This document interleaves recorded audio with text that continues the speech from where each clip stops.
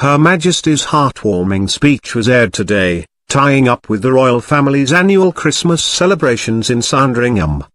She also described the importance of having loved ones around her, and said, "Through the many changes I have seen over the years, faith, family and friendship have been not only a constant for me but a source of personal comfort and reassurance."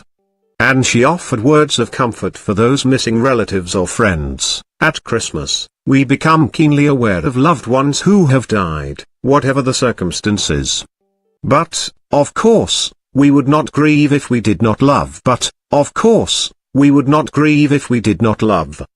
The royal family's best moments were aired during her speech, including Meghan and Harry's riveting wedding, followed by cousins Princess Eugenie and Jack Brooksbank's fairy tale wedding kiss at the steps of St. George's Chapel.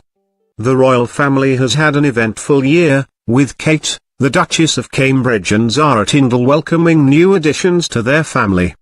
Meanwhile, Meghan Markle and Prince Harry, who married earlier in May, announced they will be expecting a child next spring.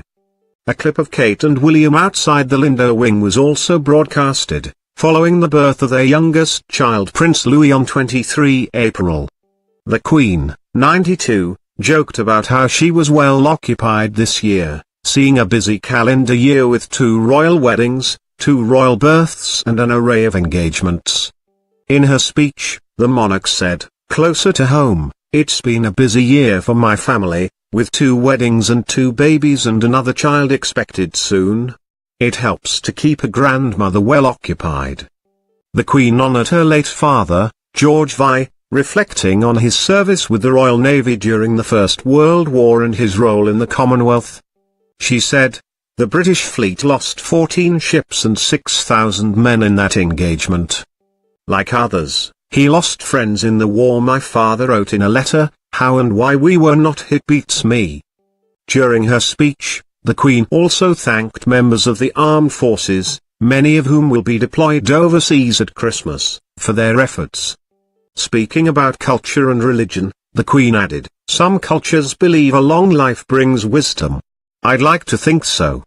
Perhaps part of that wisdom is to recognize some of life's baffling paradoxes, such as the way human beings have a huge propensity for good, and yet a capacity for evil.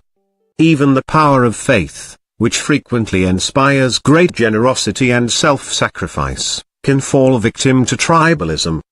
A clip of Charles celebrating his 70th birthday was also aired, marking a milestone event for the prince, who is the longest-serving heir to the throne. As head of Commonwealth, the Queen took the time to honor its 53 member countries with a combined population of 2.4 billion. She said, "Its strength lies in the bonds of affection it promotes, and a common desire to live in a better, more peaceful world. Even with the most deeply held differences, treating the other person with respect and as a fellow human being is always a good first step towards greater understanding." The Queen's speech was aired at 3 p.m. today, and was recorded in Buckingham Palace's White Drawing Room.